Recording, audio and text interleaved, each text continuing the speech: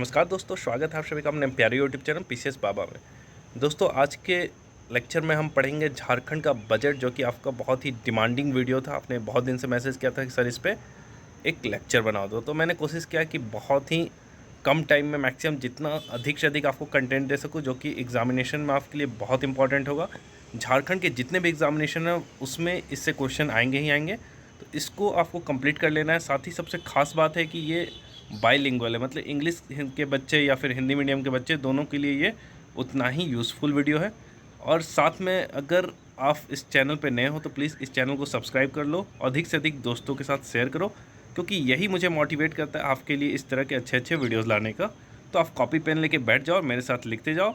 और अगर आपको इसकी PDF चाहिए तो नीचे कमेंट बॉक्स में आपको टेलीग्राम का लिंक दिया हुआ, वहाँ आप ज्वाइन कर लो, वहाँ पर आपको इसका PDF अवेलेबल करा दिया जाएगा।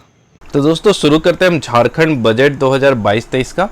तो उससे पहले मैं आपको एक थोड़ा सा छोटा सजेशन देता हूँ। कुछ लोग अभी क्या कर रहे हैं, बहुत ज़्यादा रिसर्च कर रहे हैं, PhD करने लग जा रहे हैं, मतलब नए नए बुक पढ़ रहे हैं, नए नए नोट्स पढ़ रहे हैं, मार्केट से 10 बुक, यूट्यूब से 10 चैनल। तो ये अभी टाइम नहीं है। अभी आपको 2 ही चीज़ करना है, रट्टा मारो। मैं यही बोलूँगा, अभी दिमाग को साइड में रख दो, बस रट्टा रट्टा रट्टा रट्टा मारो और प्रैक्टिस। ठीक है, प्रैक्टिस करते रहो, रट्टा मारो, प्रैक्टिस करो। जितना अधिक से अधिक प्रैक्टिस करते रहो, रट्टा मारते रहो, यही आपको रिजल्ट दिलवाएगा। अभी अपने दिमाग मत लगाओ, 2 ही चीज़ करो, रट्टा मारो, प्रैक्टिस, रट्टा प्रैक्टिस, रट्टा प्रैक्टिस। इसी से आपका फाइनल सिलेक्शन होगा, क्योंकि उस तरह के ही क्वेश्चन आते हैं। बहुत ज़्यादा आपको दिमाग लगाने वाले क्वेश्चन आएंगे नहीं। अगर आपको फैक्ट याद है तो आप उसको बना लोगे। तो अब शुरू करते हैं। अगर अभी भी आपको डाउट है किस तरह से किया जाए तो कमेंट बॉक्स में बताना कुछ कुछ अपने डाउट।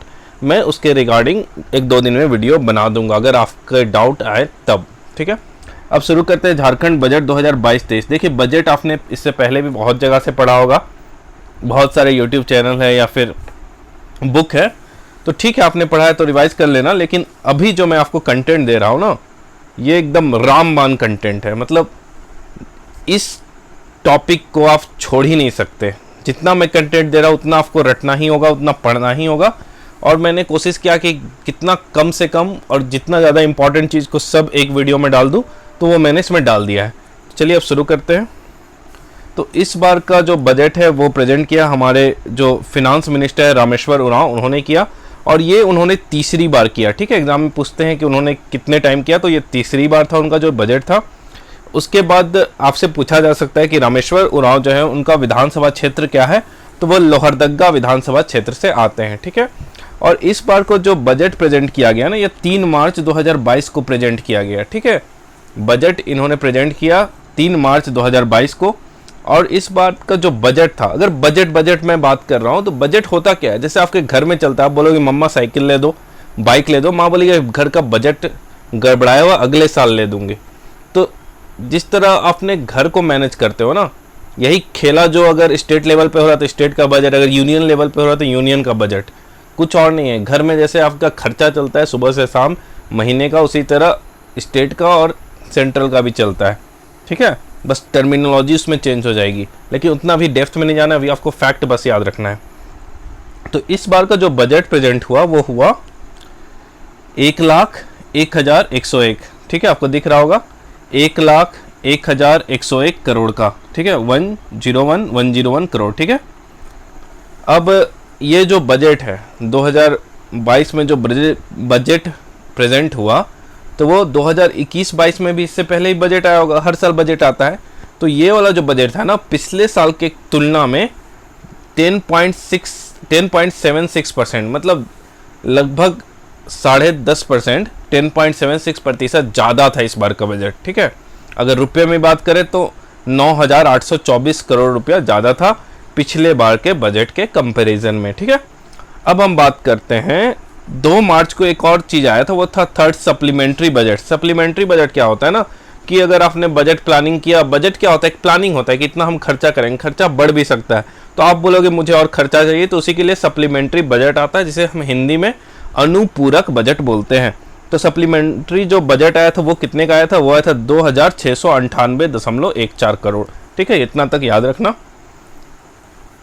अब हम आते हैं खर्चा पे। ठीक है, तो देखो यहाँ पे आपका आ गया 1,01,101 बजट हो गया, मतलब इतना पैसा आपको मिल गया, आप इसको खर्चा करना है। तो आप खर्चा करोगे दो तरह से, एक करोगे रेवेन्यू एक्सपेंडिचर और दूसरा हो गया कैपिटल एक्सपेंडिचर। रेवेन्यू एक्सपेंडिचर मतलब राजस्व व्यय और कैपिटल एक्सपेंडिचर मतलब पूंजीगत व्यय। रेवेन्यू मतलब हो गया जैसे सैलरी देना, पेंशन देना, ये सब रेवेन्यू में आ जाएगा। और कैपिटल एक्सपेंडिचर में अगर आपको इंडस्ट्री खड़ा करना है, फैक्ट्री खोलना है, तो ये सब चीज़ आपका आ जाएगा कैपिटल एक्सपेंडिचर में।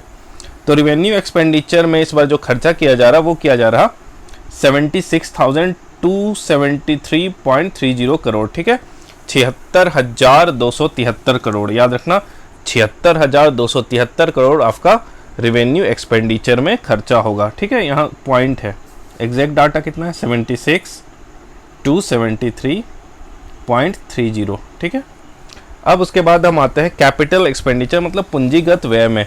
तो कैपिटल एक्सपेंडिचर जो इस बार का है वो है 24,827.70, ठीक है, कितना है 24,827.70, ठीक है, ये है आपका कैपिटल एक्सपेंडिचर। और ये पिछले बार के तुलना में, पिछले साल जो था उसके तुलना में 59% इंक्रीज हुआ है, मतलब 59% लगभग 60% की बढ़ोतरी हुई है इसमें, ठीक है। यहाँ तक आपको क्लियर हो गया होगा सब कुछ। तो आगे बढ़ते हैं। अब हम देखते हैं कि सेक्टर वाइज मतलब किस किस क्षेत्र में कितना ज़्यादा अलॉटमेंट हुआ है, ठीक है, कितना ज़्यादा पैसा दिया गया है किस किस क्षेत्र को, किस किस एरिया को। तो सबसे पहले देखें जनरल सेक्टर। जनरल सेक्टर हमको नहीं पता क्या होता है भैया, लेकिन सोशल सेक्टर तो हमको पता है ना, सामाजिक क्षेत्र, सामाजिक विकास के कार्यों में जो दिया जाता है, ठीक है। तो उसमें दिया गया है आपको 37,313.22, मतलब 37,313.22 करोड़ दिया गया है सोशल सेक्टर मतलब सामाजिक क्षेत्र को। और ये सबसे ज़्यादा आप देख रहे होगे, तो एग्जाम में क्वेश्चन आएगा कि सबसे ज़्यादा खर्चा किस क्षेत्र में हो रहा है, तो सबसे ज़्यादा खर्चा सरकार कर रही है सोशल सेक्टर या फिर सामाजिक क्षेत्र में, ठीक है। उसके बाद आपका नंबर 2 में आएगा जनरल सेक्टर, उसके बाद इकोनॉमिक सेक्टर। आर्थिक क्षेत्र में तो आपको पता ही है, आर्थिक क्षेत्र में कैसे हमें राज्य का डेवलपमेंट करना है, इंडस्ट्री लगाना है, तो उस सब क्षेत्र में खर्चा हो रहा 31,891.14 करोड़। फिर बाकी इन दोनों के अलावा जो बच गया उसे हम बोलते हैं जनरल सेक्टर या फिर सामान्य क्षेत्र, उसमें खर्चा हो रहा 31,896.64 करोड़, ठीक है, 31,896.64 करोड़। इतना तक आपको क्लियर हो गया। अब कुछ बहुत इंपॉर्टेंट डेटा हम पढ़ते हैं जो बार बार एग्जाम में पूछते हैं। सबसे पहला आ गया फिस्कल डेफिसिट, जिसे राजकोषीय घाटा हम बोलते हैं, ठीक है। फिस्कल डेफिसिट क्या होता है, मान लो बजट आपने रख दिया कि भैया हमको इतना खर्चा करना है, लेकिन जो मेरा पास पैसा है वो बहुत कम में हो जा रहा है, तो उस दोनों बीच का जो गैप हो गया उसी को बोल दिया फिस्कल डेफिसिट। फिस्कल डेफिसिट मतलब आप कितने घाटे में चल रहे हो, ठीक है।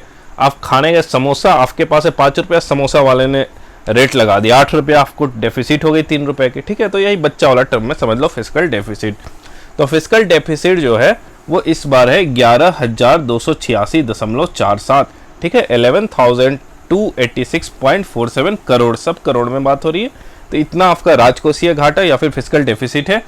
और अगर जीएसडीपी क्या होता है, ग्रॉस स्टेट डोमेस्टिक प्रोडक्ट, ठीक है, सकल घरेलू उत्पाद जो होता है ना, सकल राज्य घरेलू उत्पाद, ठीक है, जितना भी राज्य में चीज़ें प्रोडक्शन होती है सबका वैल्यू आप कैलकुलेट कर लोगे एक साथ, तो वो आता है जीएसडीपी में।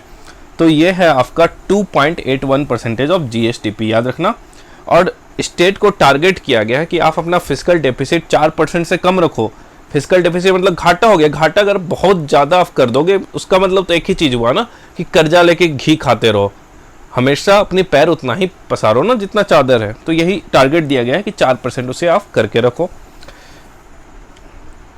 उसके बाद हम बात करते हैं आगे ग्रोथ रेट के बारे में, मतलब विकास दर के बारे में। तो विकास दर एक तो 21-22 वाला बताया गया है जो पिछले साल का था, और अभी 2022-23 में क्या हो सकता है विकास दर वो प्रेडिक्ट किया गया है, ठीक है। पिछले बार का तो हम लोग कैलकुलेट कर सकते हैं क्योंकि पिछले बार का डाटा है हमारे पास, लेकिन इस बार का अगर हम बताना है तो वो हमें प्रेडिक्ट करना पड़ेगा, ठीक है, बताना पड़ेगा इतना हो सकता है, संभावना व्यक्त करनी होगी। तो उसके बाद अगर हम देखें तो 2021-22 में कांस्टेंट प्राइस में, अब हम ग्रोथ रेट जो है ना वो दो चीज़ में निकालते हैं, कांस्टेंट प्राइस मतलब स्थिर कीमत में, और दूसरी हम निकालते हैं करंट प्राइस या फिर चालू कीमत में। कांस्टेंट प्राइस मतलब क्या होता है ना कि जैसे आपने महंगाई को उसमें काउंट किया तब वो हो जाएगा कांस्टेंट प्राइस, ठीक है, जैसे इन्फ्लेशन इंक्लूडेड। और इसमें जो बेस ईयर, आप बोलोगे कोई चीज़ है उसका रेट तो हर साल बदल रहा, तो आपको किस साल का रेट लेना है, तो वो रेट लेना है आपको, वो मूल्य लेना है 2011-12 का, ठीक है। तो कांस्टेंट प्राइस में जो ग्रोथ रेट है वो 8.8% है पिछले साल का, और करंट प्राइस में 14.5%। अधिकतर आपके एग्जाम में करंट प्राइस वाले ही पूछते हैं, तो यही इंपॉर्टेंट है ज़्यादा।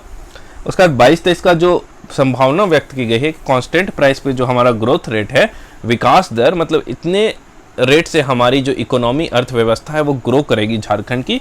तो कांस्टेंट प्राइस पे ये डाटा है 6.15% और करंट प्राइस पे ये है 10.72%, ठीक है। अब देखिए, अब रुपया हमारे पास आ गया, ठीक है। अब हम देखेंगे रुपया कहाँ से आएगा। आसमान से तो टपकेगा नहीं, कहीं कहीं कुछ ना कुछ जगह से हमें रुपया इकट्ठा करना पड़ेगा। तो हम देखते हैं पहले रुपया कहाँ से आएगा, और इधर देखेंगे हम लोग रुपया कहाँ जाएगा। तो रुपया कहाँ से आएगा, तो सबसे ज़्यादा आपका रुपया जो आएगा ना, state share in central taxes, जैसे केंद्रीय कर है, जैसे जीएसटी वेएसटी हो गया, इसमें राज्य का हिस्सा होता है ना, तो सबसे ज़्यादा स्टेट को जो पैसा है ना वो यहीं से आएगा, झारखंड स्टेट को। 26.71% हम लोग कहाँ से मिलेगा, केंद्र सरकार में जो हम लोग का शेयर है टैक्सेस में, ठीक है।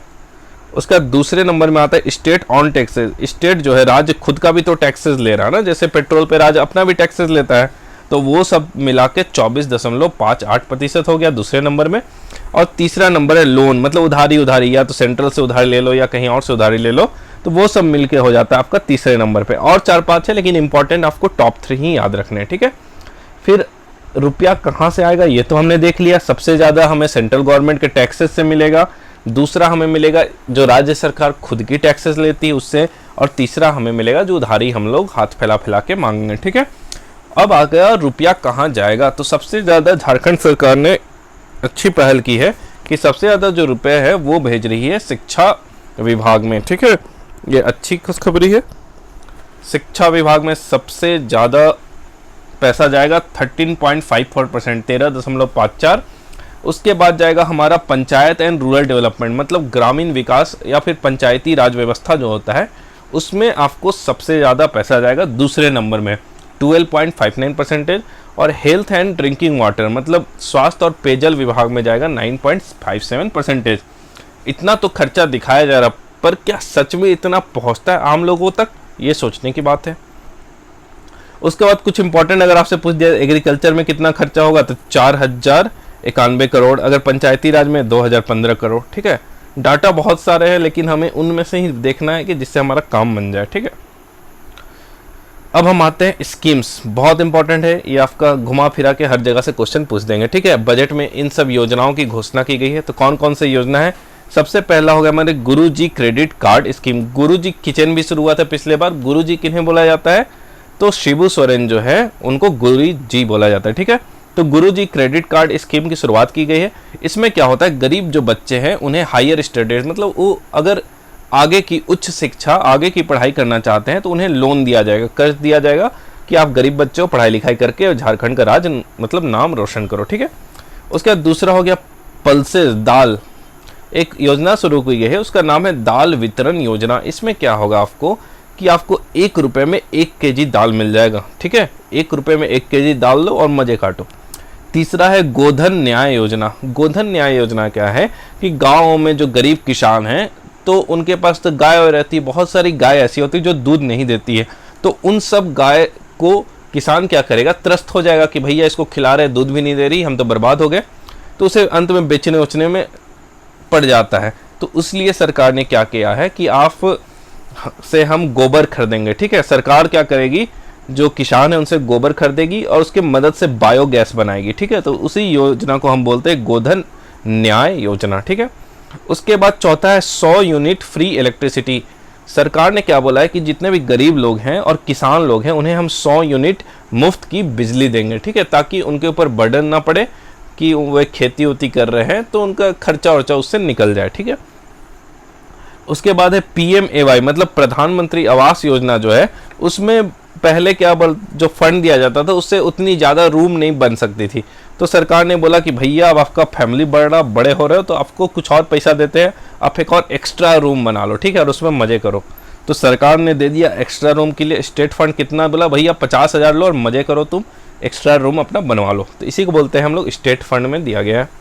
उसके बाद पारा टीचर जो है उनका नाम अब बदल गया है। पारा टीचर का नाम बदल के अब हो गया असिस्टेंट टीचर या फिर सहायक अध्यापक, और इसमें भी उन्हें बहुत ज़्यादा बेनिफिट मिला, उनका सैलरी बढ़ा दिया गया। अब आप देखोगे 23-24 हज़ार के पास उन्हें मिल जाता है जिन्होंने एग्ज़ाम क्वालिफाई किया हुआ है।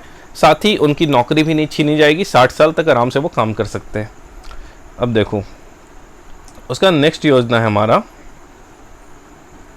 जल निधि योजना। इसमें क्या है कि डीप बोरिंग, जैसे बोरिंग करना होता है तो मनमानी तरीके से बोरिंग ही हो गई, तो इस योजना के तहत आपका डीप बोरिंग कराया जाएगा, ठीक है। उसके बाद टीचर्स, जो यहाँ के टीचर्स है, जो अध्यापक है, उनके बीच में 42,000 टैब डिस्ट्रीब्यूट किया जाएगा। टैब क्या होता है? वही मोबाइल का जो बड़ा रूप होता है जिसके थ्रू वे बच्चों को ऑनलाइन पढ़ा सके और उन्हें अच्छी शिक्षा मिल सके, इसलिए 42,000 टैब उन्हें दिया जाएगा, ठीक है। अब ये गांव के मतलब शहर के विद्यालय के बच्चे यूज़ करते हैं या उनके घर के बच्चे, या तो देख समय ही बताएगा। उसके बाद है agree smart Gram Yojana. Agree smart Gram Yojana क्या होता है कि 100 जो गांव है ना, 100 गांव को चुना जाएगा और उनका समग्र विकास किया जाएगा, अच्छा से उनका डेवलपमेंट किया जाएगा। तो यही है आपका एग्री स्मार्ट ग्राम योजना, मतलब एकदम स्मार्ट बना दिया जाएगा, ठीक है। उसके बाद 2022-23 में दूध उत्पादन का लक्ष्य रखा गया है कि एक पशुधन योजना चल रहा था इससे पहले कि आप गरीब हो तो आपको गाय देगा सरकार, ठीक है। तो पशुधन योजना के तहत 40,000 पशुधन है। तो इस बार जो दूध उत्पादन का जो लक्ष्य है, बोला है कि इस बार आपको 85 लाख लीटर 85 लाख लीटर आपको दूध का प्रोडक्शन करना है, उत्पादन करना है। उसके बाद मसलिया रानेश्वर मेगा लिफ्ट योजना लग रहा है, ठीक है। ये किस लिए होता है? सिंचाई के लिए। मेगा लिफ्ट मतलब पानी यहाँ से उठा के वहाँ डाल दिया।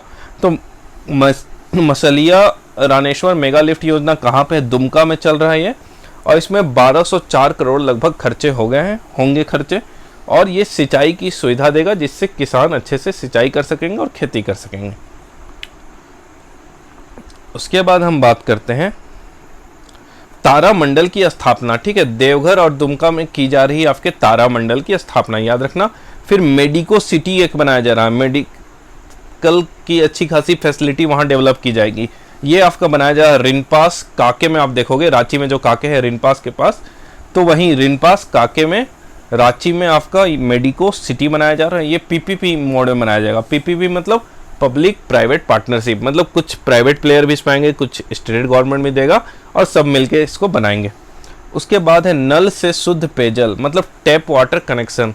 अभी देखो कहीं से भी लोग गांव में, अभी आपको तो यहाँ अच्छा पानी मिल जा रहा है, लेकिन दूर दराज में देखोगे तो पीने का ढंग का पानी नहीं है। कहाँ कहाँ से नाला से, पोखरा से लोग निकाल के पानी पीते हैं, जो कि बहुत ही उनके स्वास्थ्य के लिए हानिकारक होता है। तो नल से शुद्ध पेयजल योजना के तहत 2024 तक आप सभी को शुद्ध पेयजल उपलब्ध कराया जाएगा, ठीक है। योजनाओं देख रहे हो, मज़ा आ जा रहा पढ़ के, कितना मस्त मस्त योजना है, लेकिन दिखता नहीं है।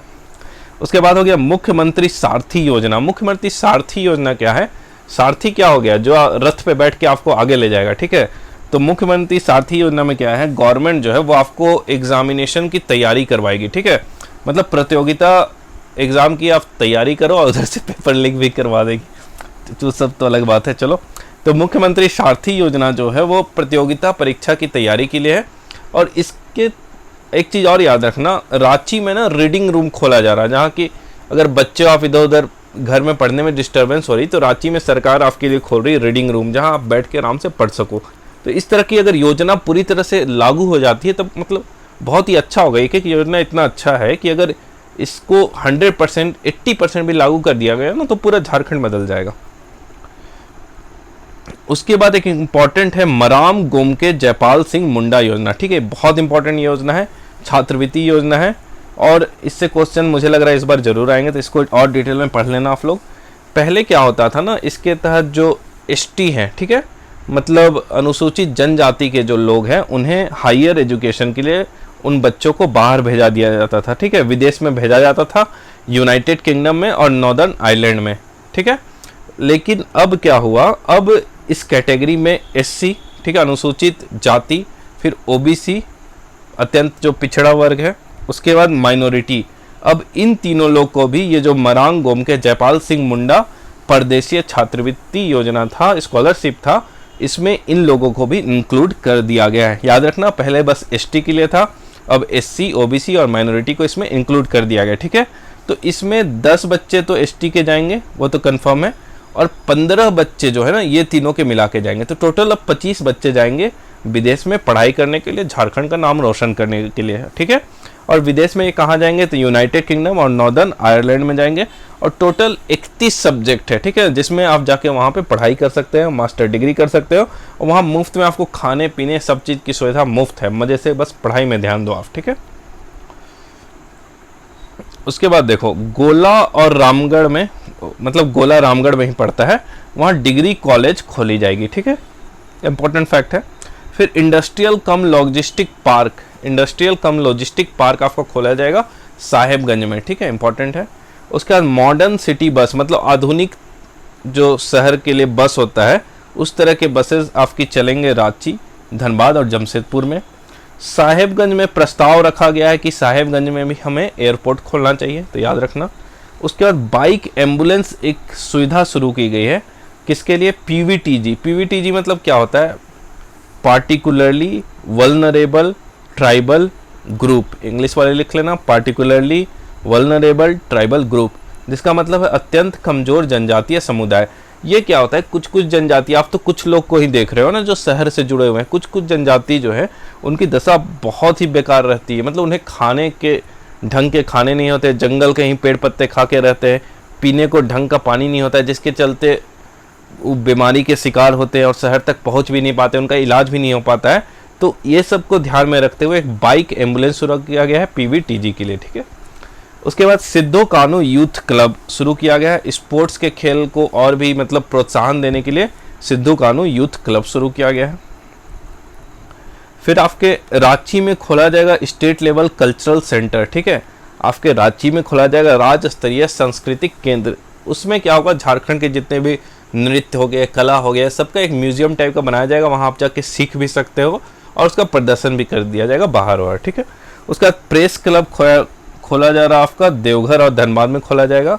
उसके बाद 25 करोड़ का कॉर्पस फंड मिला है। इसमें क्या होगा, झारखंड राज्य फसल राहत योजना जो झारखंड राज्य चला रही थी, उसमें अगर आपका क्रॉप डैमेज हो रहा था तो उसके लिए 25 करोड़ रुपया दिया गया है, जिससे आपको कुछ सहायता प्रदान की जाएगी, जिससे आप डिप्रेस ना हो और आगे अपने जो काम उसको अच्छे से कर सको।